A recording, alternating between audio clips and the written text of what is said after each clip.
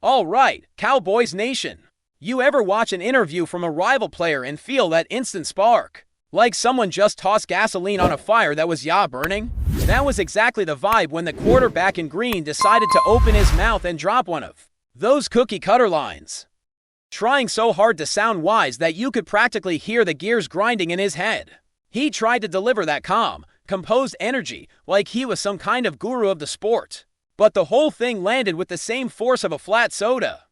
He came out with that rehearsed stuff about how they won before and win now, as if that was supposed to intimidate anyone. You could tell he was digging around in his mental drawer, full of motivational quote leftovers, hoping to find something that sounded deep enough to mask what is actually happening with their offense. And the funniest part is watching his face as he tries to articulate those lines. It is like you can see him searching for words he does not naturally use, stretching out every sentence in slow motion, hoping it comes off as thoughtful, but instead, it just feels hollow, like someone imitating a personality rather than having one. It is that awkward kind of delivery where you instantly know it is all an act, because nothing about it sounds like a real human being having a real conversation. When someone talks that way, it stops being inspiring and starts being cringe. And you look around at the guys on his team and realize they are not buying into it either. There is no spark in their reactions, no real sense of connection.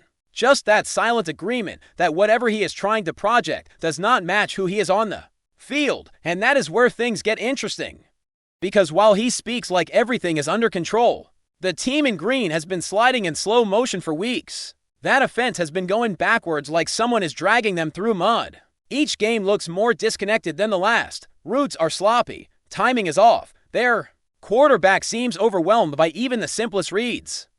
But instead of acknowledging any of that, he throws out that polished line, acting like they are the same dominant force they pretend to be. Anyone who watched that first matchup knows it was not some masterpiece from them. That game swung on a handful of moments, a few mistakes that changed everything. And not because the quarterback in green delivered some legendary performance. The truth is, that game was there for the taking, and their win was more circumstance than superiority. But, of course, he will not say that. He sticks to the script, pretending the matchup was some kind of inevitability. Why? As if the score flashed in bright lights because of his brilliance. And that is exactly why his comment becomes that perfect motivational spark for Dallas. The kind of phrase that gets printed out, stuck on a wall, replayed over and over as fuel. He tried to sound calm and confident, but instead, he handed over the exact thing he should have kept quiet. You never want to give a rival with a defense like ours an emotional reason to take the field angry. But he did it anyway, not even realizing he handed over the type of quote that coaches dream about in meetings. And it is almost impossible not to laugh at the situation, because the more he talks, the more obvious the disconnect becomes. You watch the receivers on that team and see the frustration boiling over almost every week. The body language says everything. Missed throws, missed timing, missed opportunities. The chemistry just is not there, and everyone can see it. The offense feels like a puzzle with half the pieces missing. And instead of stepping into a real leadership role, their quarterback just keeps trying to hide behind carefully rehearsed sound bites, acting like the issues do not exist when everyone watching can see the cracks spreading wider each game. And his tone, man, that tone, slow, flat, robotic. Like someone trying to cosplay as the most stoic athlete of all time. It is so forced that it almost becomes hilarious. Nobody naturally talks the way he does unless they are trying desperately to create an image. You can tell he studied old interviews of legends, trying to copy that mysterious, unbothered aura. But what makes those legends legendary is that their confidence was real. Their presence was genuine. They were not performing. They were simply themselves. He is trying so hard to be that guy that it completely backfires. Instead of looking calm, he looks disconnected. Instead of looking wise, he looks rehearsed. Instead of looking like a leader, he looks like someone pretending to be one. And while he is trying to maintain that fragile persona, his team keeps showing signs of unraveling. Their offense has been sputtering. Their red zone production has plummeted. Their passing attack has been disorganized. And even with a shiny win-loss record, anyone paying attention can tell something is off. It is the kind of team that sits near the top of the standings, but gives off the energy of a group surviving on borrowed time. A team that wins, sure, but rarely in a way that feels convincing. A team that escapes more than it dominates. A team that constantly looks moments away from falling. apart. Meanwhile, they are heading into a matchup in Dallas, where every misstep will be magnified and every weakness will be exposed under bright lights. And with our defensive front playing the way they have been, poking the bear was probably not the smartest move, because our guys are built for this kind of game. They thrive on moments where the opponent starts talking out of pocket. They love when someone hands them that extra reason to play angry, fast, and violent. And that is exactly what happened here. He gave Dallas that edge, that spark, that fire they did not even need but will absolutely use. And the best part, he does not even realize it. He thinks he delivered some calm, collected insight, when in reality, he just poured jet fuel into a rivalry that was already burning. The whole thing is almost poetic, because while he tries to project control, his team is the one drifting, his offense is the one struggling, and his leadership is the one constantly being questioned from inside and outside the locker room. And the more he talks like this, the more obvious the truth becomes. The persona he shows in front of cameras is not the same person his teammates see on the field, and as this matchup gets closer, you can almost feel the pressure tightening around that team in green, because despite the record they carry, the performances tell a completely different story. Every week, the same patterns repeat: slow starts, drives that stall before they ever gain momentum, passes that float just a bit too long, routes that develop with no rhythm. It is like watching an offense running on low battery, trying to push through but never quite finding the spark, and yet their quarterback keeps stepping in front of microphones trying to hold on to that image he crafted, talking in that overly polished way as if the problems everyone else sees simply do not exist. That disconnect is exactly why the cracks keep widening. Leadership is not about sounding stoic. It is about connecting with your team, understanding what is wrong, and bringing everyone together to fix it. But that is not happening over there. Instead, you see frustration simmering from the skilled players, the offensive linemen shaking their heads after stalled drives, and a quarterback pretending everything is fine. Meanwhile, in Dallas, the energy is the complete opposite. It is sharp, focused, unified. You see a defense that plays with purpose, that feeds off the crowd, that embraces pressure rather than pretending to ignore it. You see a group that trusts each other and communicates with clarity. There is no false bravado, no rehearsed tone of mystery, just pure football energy. The difference between the two teams becomes obvious the moment you compare their body language. Dallas looks like a group that knows exactly who they are. Philadelphia looks like a group trying to force an identity that slipped away weeks ago. And that might be the most dangerous part for them heading into this matchup. Because when you start trying to talk your way into confidence, instead of building it through performance, you are already in trouble, and nothing screams that louder than watching their quarterback try to channel some legendary aura every time he steps onto the podium. It is like he is convinced that speaking slowly makes him sound wise, or that using vague phrases makes him seem deep. But the problem is that leadership is not a performance. You cannot copy someone else's presence and expect it to work. You cannot absorb someone else's mannerisms and suddenly become a great leader. True leaders have a pulse.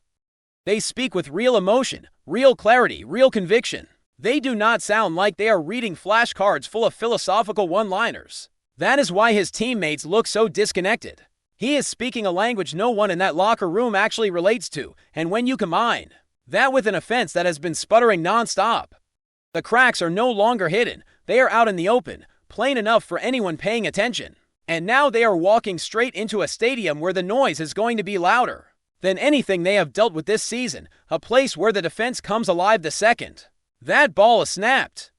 A crowd that is itching for payback after the last matchup. You can feel the tension rising, not on our side, but on theirs, because they know this is not the same Dallas team they saw early in the season. This is a team that has found its stride, a team that corrected mistakes, tightened schemes, and elevated the energy in every phase of the game.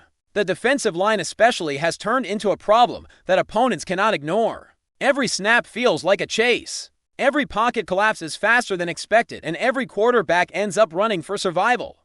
So when the guy in green decided to toss out that little line about winning then and winning now, he probably thought he sounded calm and in control. But all he really did was highlight how little awareness he has of what is coming. Words only work when the performance behind them matches.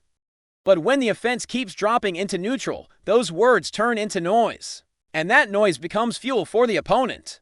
You can bet that every defender in Dallas has replayed that clip. You can bet it is floating in the back of their minds as they practice, as they study film, as they prepare to step under the lights. That is the one thing you never want to give a team like Dallas, an emotional anchor. Something to attach their focus to, something to sharpen their edge. And sharp is exactly what they are going to be. You can see it in the way the defensive linemen talk after games, the way the linebackers swarm to the ball, the way the secondary sticks to receivers like glue. This group is hungry to prove a point. And the worst thing you can do against a defense with this kind of momentum is hand them another reason to lock in, and that is exactly what the quarterback in green did without even realizing it. His attempt at sounding composed turned into a spark. His attempt at sounding insightful turned into a challenge. And Dallas is the last team you want to challenge in their own building. Because in Dallas, this matchup is not viewed as just another game. It is an opportunity, a statement, a chance to flip the entire narrative of the season. With every practice, you can feel the tone sharpening. No wasted steps, no lazy reps. Just intensity, precision, purpose. And that purpose only grows stronger when the opponent decides to talk. This team thrives on moments like this, when someone tries to downplay their growth, when someone pretends the first matchup was some kind of proof of superiority. That kind of disrespect, even subtle, hits differently in Dallas. And while the team in green keeps trying to pretend everything is fine, the numbers tell another story. Their passing game has slipped, their timing is inconsistent, their offense lives in long, grinding drives that rarely end in convincing touchdowns. Meanwhile, their quarterback keeps trying to maintain that same persona. Like he is afraid to break character even when the mask is already slipping, and that tension, that mismatch between reality and performance, becomes louder every time he speaks. But here is the thing he does not seem to understand. Football reveals truth. You can talk mysterious all you want. You can move slow, speak soft, and pretend to be untouchable. But once you step on that field, the real story comes out. And right now, the real story is that his team is coming to Dallas with an offense that has been struggling, a locker room that looks restless, and a quarterback who keeps leaning on a version of himself that nobody else believes in. And on the other side is a Dallas team that has been sharpening every blade, every snap, every rep, waiting for this exact moment. And when that ball kicks off, it will not matter how calm he sounded in a press conference. It will not matter how many times he repeats that they won before. None of that will matter against the Dallas defense that has been waiting to unleash everything they have. And the craziest part is that he gave them the perfect excuse to do it. He turned a game that was already important into something personal, something emotional, something powerful. Before we roll on, subscribe to Cowboys Wire News, drop a like, and turn on the bell. Your support keeps the Dallas Cowboys updates coming. Tell us what you think in the comments. The Dallas Cowboys locker room is reportedly in turmoil, and superstar wide receiver CeeDee Lamb has finally broken his silence, sending shockwaves through the NFL community. Sources close to the team claim Lamb has expressed frustration over what he perceives as a slow but steady internal dismantling of the franchise's core.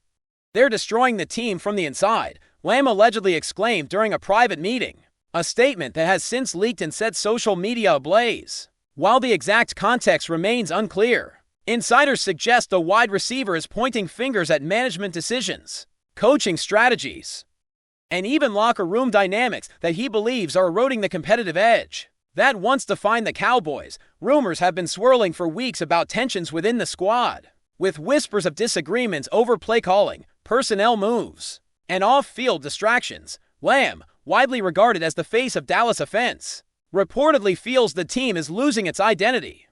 And some sources say his frustration is as much about principle as it is about performance. Speculation now points to a potential power struggle behind the scenes, with some suggesting that Lamb's outspoken stance could influence future roster decisions, front office hires, or even his own contract negotiations. The Cowboys organization has remained tight-lipped, but the leak has ignited a frenzy among fans and analysts alike. Sports talk shows are reportedly buzzing with debates about the ramifications of Lamb's candid remarks, while insiders hint that other players may quietly share similar concerns but are hesitant to voice them publicly. For now, the spotlight is squarely on Lamb, whose loyalty to the franchise is undeniable yet clearly tested.